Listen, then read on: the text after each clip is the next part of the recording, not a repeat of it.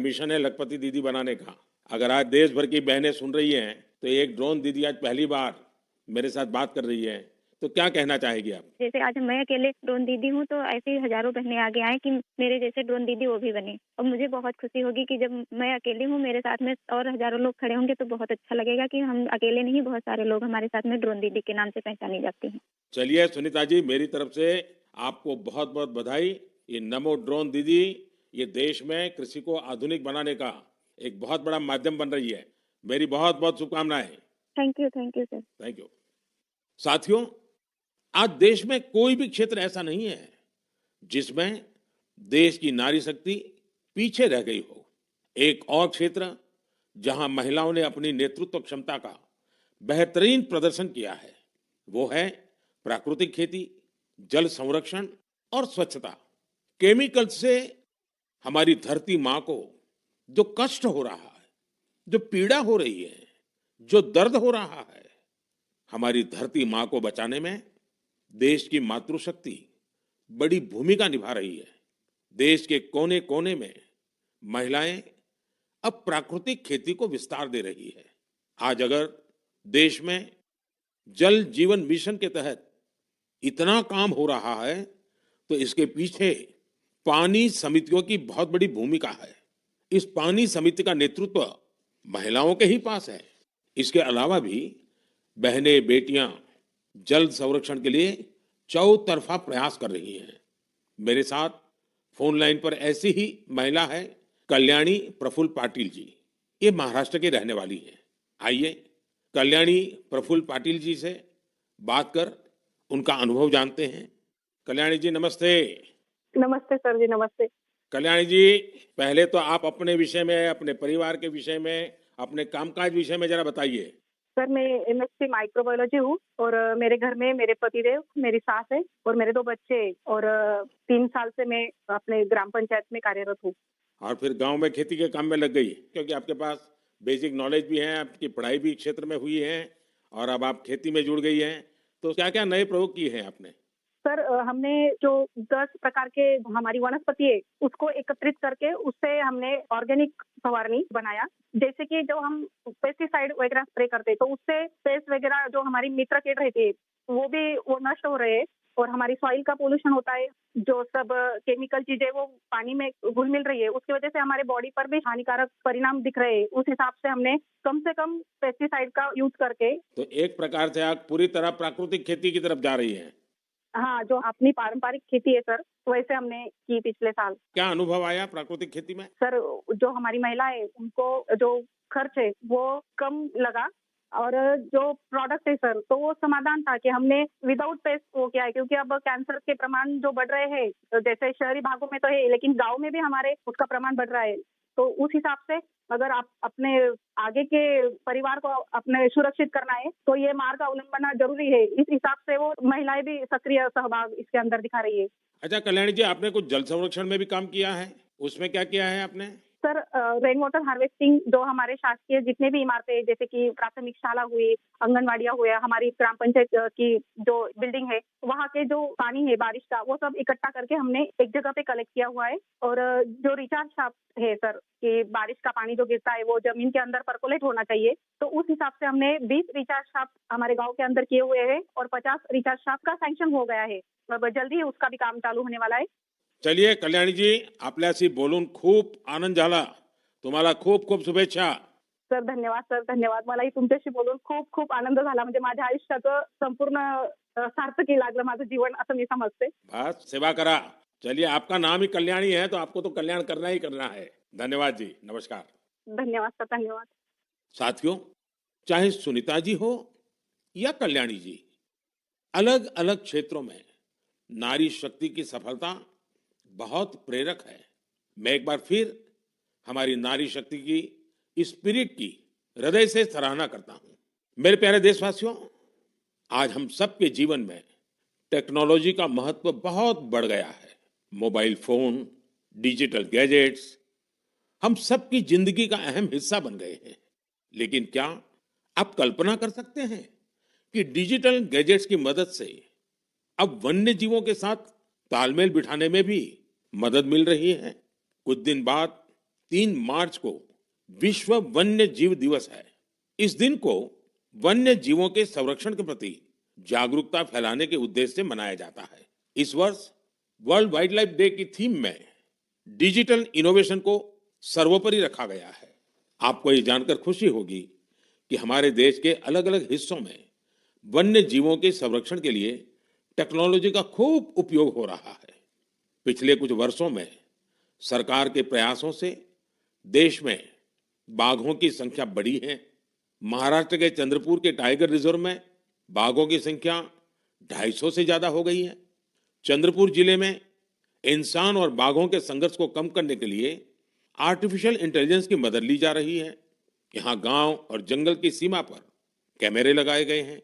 जब भी कोई बाघ गांव के करीब आता है तब एआई की मदद से स्थानीय लोगों को मोबाइल पर अलर्ट मिल जाता है। आज इस टाइगर रिजर्व के आसपास के 13 गांवों में इस व्यवस्था से लोगों को बहुत सुविधा हो गई है और बाघों को भी सुरक्षा मिली है। साथियों, आज युवा एंटरप्रेन्योर्स भी वन्य जीव संरक्षण और इको टूरिज्म के लिए नए नए इनोवेशन सामने ला रहे हैं। उत्तराखंड के रुड़की में रोटर प्रिसीजन ग्रुप्स ने wild life institute of India के सहयोग से ऐसा ड्रोन तैयार किया है जिससे केन नदी में घड़ियालों पर नजर रखने में मदद मिल रही है। इसी तरह बेंगलुरु की एक कंपनी ने बघीरा और गरुड़ नाम का ऐप तैयार किया है। बघीरा ऐप से जंगल सफारी के दौरान वाहन की स्पीड और दूसरी गतिविधियों पर नजर रखी जा सकती है। देश के कई टाइगर रिजर्व में इसका उपयोग हो रहा है।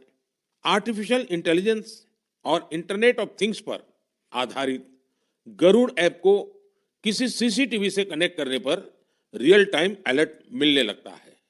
वन्य जीवों के संरक्षण की दिशा में इस तरह के हर प्रयास से हमारे देश की जैव विविधता और समृद्ध हो रही है।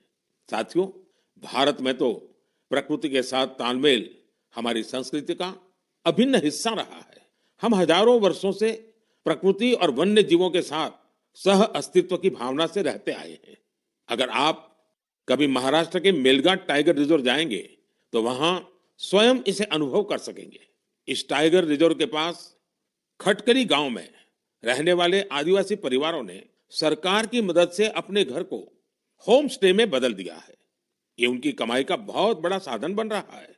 इसी गांव में रहने वाले कोरकू जनजाति के प्रकाश जामकर जी ने अपनी 2 हेक्टेयर जमीन पर 7 कमरों वाला होम स्टे तैयार किया है। उनके यहाँ रुकने वाले पर्यटकों के खाने पीने का इंतजाम उनका परिवार ही करता है। अपने घर के आसपास उन्होंने औषधीय पौधों के साथ आम और कॉफी के पेड़ भी लगाए हैं। इससे पर्यटकों का आकर्षण तो बढ़ा ही है, दूसरे लोगों के लिए भी रोजगार के नए अवसर बने हैं।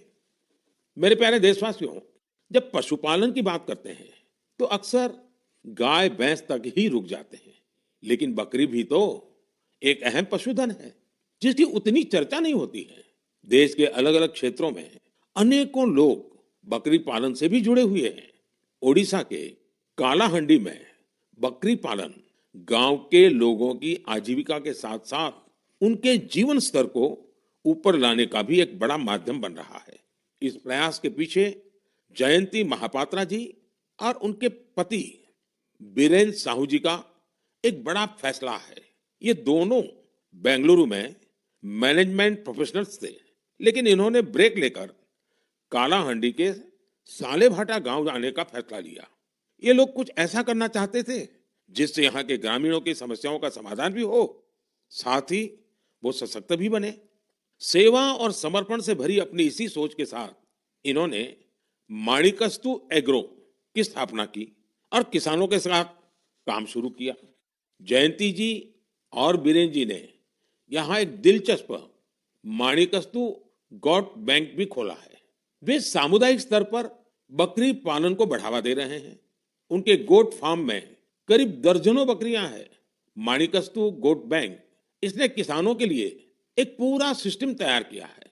इसके जरिए किसानों को 24 महीने के लिए 2 बकरियां दी जाती हैं। 2 वर्षों में बकरियां 9 से 10 बच्चों को जन्म देती हैं। इनमें से 6 बच्चों को बैंक रखता है, बाकी उसी परिवार को दे दी जाती हैं जो बकरी पालन करता है। इतना ही नहीं, बकरियों की देखभाल के लिए जरूरी सेवाएं भी प्रदान की जाती हैं। आज 50 गांवों के 1000 से अधिक किसान इस दंपत्ति के साथ जुड़े हैं। उनकी मदद से गांव के लोग पशुपालन के क्षेत्र में आत्मनिर्भरता की ओर बढ़ रहे हैं।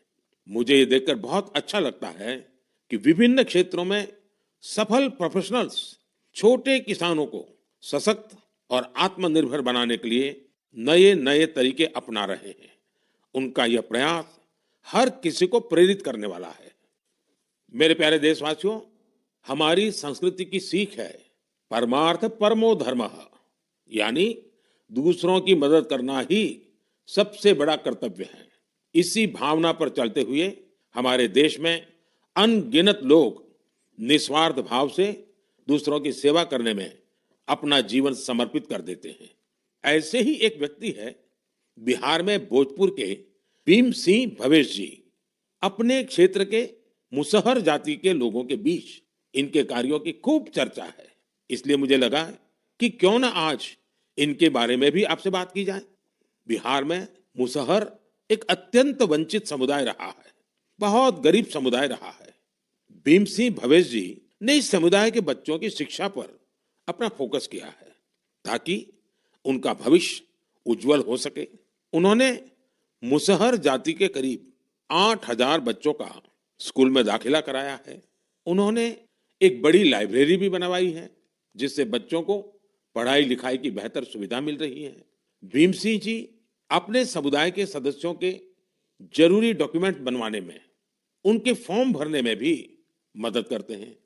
इससे जरूरी संसाधनों तक गांव के लोगों की पहुंच और बेहतर हुई है। लोगों का स्वास्थ्य बेहतर हो, इसके लिए उन्होंने 100 से अधिक मेडिकल कैंप लगवाए हैं। जब कोरोना का महासंकट सिर पर था, तब भीम सिंह जी ने अपने क्षेत्र के लोगों को वैक्सीन लगवाने के लिए भी बहुत प्रोत्साहित किया। देश के अलग अलग हिस्सों में भीम सिंह भवेश जी जैसे कई लोग हैं जो समाज में ऐसे अनेक नेक कार्यों में जुटे हैं। एक जिम्मेदार नागरिक के तौर पर हम इसी प्रकार अपने कर्तव्यों का पालन करेंगे तो यह एक सशक्त राष्ट्र के निर्माण में बहुत ही मददगार साबित होगा। मेरे प्यारे देशवासियों, भारत की सुंदरता, यहाँ की विविधता और हमारी संस्कृति के अलग अलग रंगों में भी समाहित है। मुझे देखकर अच्छा लगता है कि कितने ही लोग निस्वार्थ भाव से भारतीय संस्कृति के संरक्षण और इसे सजाने संवारने के प्रयासों में जुटे हैं। आपको ऐसे लोग भारत के हर हिस्से में मिल जाएंगे। इनमें से बड़ी संख्या उनकी भी है जो भाषा के क्षेत्र में काम कर रहे हैं। जम्मू कश्मीर में गांदरबल के मोहम्मद मानशाह जी पिछले 3 दशकों से गोजरी भाषा को संरक्षित करने के प्रयासों में जुटे रहे हैं। वे गुजर बकरवाल समुदाय से आते हैं जो कि एक जनजातीय समुदाय है। उन्हें बचपन में पढ़ाई के लिए कठिन परिश्रम करना पड़ा था। वो रोजाना 20 किलोमीटर की दूरी पैदल तय करते थे। इस तरह की चुनौतियों के बीच उन्होंने मास्टर्स की डिग्री हासिल की और ऐसे में ही उनका अपनी भाषा को संरक्षित करने का संकल्प दृढ़ हुआ। साहित्य क्षेत्र में मानशाह जी के कार्यों का दायरा इतना बड़ा है कि इसे करीब 50 संस्करणों में सहेजा गया है। इनमें कविताएं और लोकगीत भी शामिल हैं। उन्होंने कई किताबों का अनुवाद गोजरी भाषा में किया है। साथियों, अरुणाचल प्रदेश में तिरप के बनवंग लोसू जी एक टीचर हैं। उन्होंने वांचो भाषा के प्रसार में अपना अहम योगदान दिया है। यह भाषा अरुणाचल प्रदेश, नागालैंड और असम के कुछ हिस्सों में बोली जाती है। उन्होंने एक लैंग्वेज स्कूल बनवाने का काम किया है। इसके वांचो भाषा की एक लिपि भी तैयार की है। वो आने वाली पीढ़ियों को भी वांचो भाषा सिखा रहे हैं ताकि इसे लुप्त होने से बचाया जा सके। साथियों, हमारे देश में बहुत सारे ऐसे लोग भी हैं जो गीतों और नृत्यों के माध्यम से अपनी संस्कृति और भाषा को संरक्षित करने में जुटे हैं। कर्नाटका के वेंकप्पा अंबाजी सुगेटकार, उनका जीवन भी इस मामले में बहुत प्रेरणादायी है। यहाँ के बागलकोट के रहने वाले सुगाटकर जी एक लोक गायक हैं। इन्होंने 1000 से अधिक गोंधड़ी गाने गाए हैं। साथ ही इस भाषा में कहानियों का भी खूब प्रचार प्रसार किया है। उन्होंने बिना फीस लिए सैकड़ों विद्यार्थियों को ट्रेनिंग भी दी है। भारत में उमंग और उत्साह से भरे ऐसे लोगों की कमी नहीं, जो हमारी संस्कृति को निरंतर समृद्ध बना रहे हैं। आप भी इनसे प्रेरणा लीजिए, कुछ अपना करने का प्रयास करिए, आपको बहुत संतोष का अनुभव होगा। मेरे प्यारे देशवासियों, 2 दिन पहले मैं वाराणसी में था और वहां मैंने एक बहुत ही शानदार फोटो प्रदर्शनी देखी। काशी और आसपास के युवाओं ने कैमरे पर जो मोमेंट कैप्चर किए हैं वो अद्भुत है। इसमें काफी फोटोग्राफ्स ऐसी हैं जो मोबाइल कैमरे से खींची गई थी। वाकई आज जिसके पास मोबाइल है वो एक कंटेंट क्रिएटर बन गया है।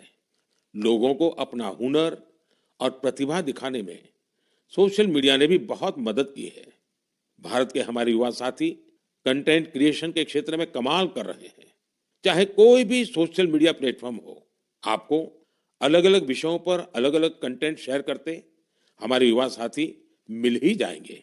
टूरिज्म हो, सोशल कॉज हो, पब्लिक पार्टिसिपेशन हो या फिर प्रेरक जीवन यात्रा, इनसे जुड़े तरह तरह के कंटेंट्स सोशल मीडिया पर मौजूद है।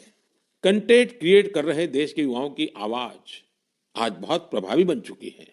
उनकी प्रतिभा को सम्मान देने के लिए देश में नेशनल क्रिएटर्स अवार्ड शुरू किया गया है। इसके तहत अलग अलग कैटेगरीज में उन चेंज मेकर्स को सम्मानित करने की तैयारी है जो सामाजिक परिवर्तन की प्रभावी आवाज बनने के लिए टेक्नोलॉजी का उपयोग कर रहे हैं। यह कॉन्टेस्ट माई गॉव पर चल रहा है और मैं कंटेंट क्रिएटर्स को इससे जुड़ने के लिए आग्रह करूंगा। आप भी अगर ऐसे इंटरेस्टिंग कंटेंट क्रिएटर्स को जानते हैं तो उन्हें नेशनल क्रिएटर्स अवार्ड के लिए जरूर नॉमिनेट करें। मेरे प्यारे देशवासियों, मुझे इस बात की खुशी है कि कुछ दिन पहले ही चुनाव आयोग ने एक और अभियान की शुरुआत की है, मेरा पहला वोट देश के लिए। इसके जरिए विशेष रूप से फर्स्ट टाइम वोटर्स से अधिक संख्या में मतदान करने का आग्रह किया गया है। भारत को जोश और ऊर्जा से भरी अपनी युवा शक्ति पर गर्व है। हमारे युवा साथी चुनावी प्रक्रिया में जितनी अधिक भागीदारी करेंगे, इसके नतीजे देश के लिए उतने ही लाभकारी होंगे। मैं भी फर्स्ट टाइम वोटर से आग्रह करूंगा कि वह रिकॉर्ड संख्या में वोट करें।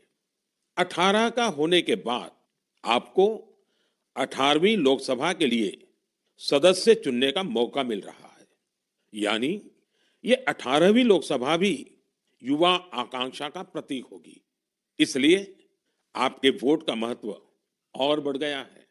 आम चुनावों की इस हलचल के बीच आप युवा न केवल राजनीतिक गतिविधियों का हिस्सा बनिए, बल्कि इस दौरान चर्चा और बहस को लेकर भी जागरूक बने रहिए।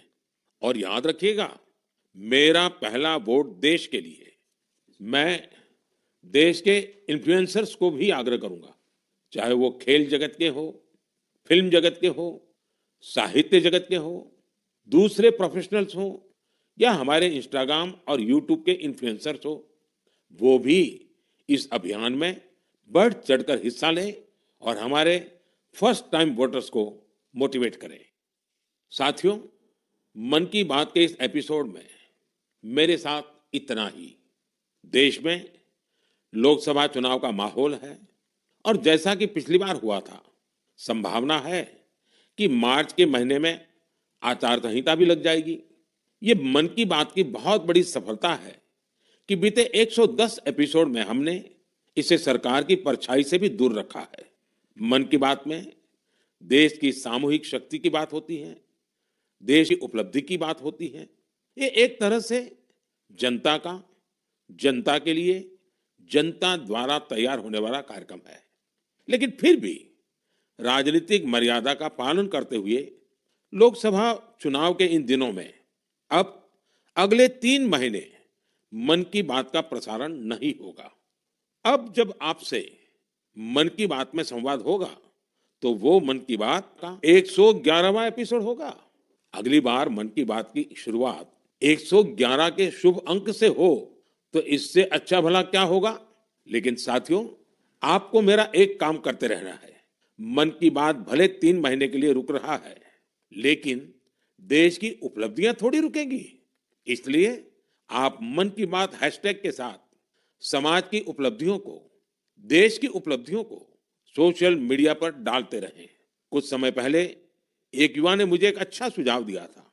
सुझाव ये कि मन की बात के अब तक के एपिसोड में से छोटे छोटे वीडियो यूट्यूब शॉर्ट्स के रूप में शेयर करना चाहिए।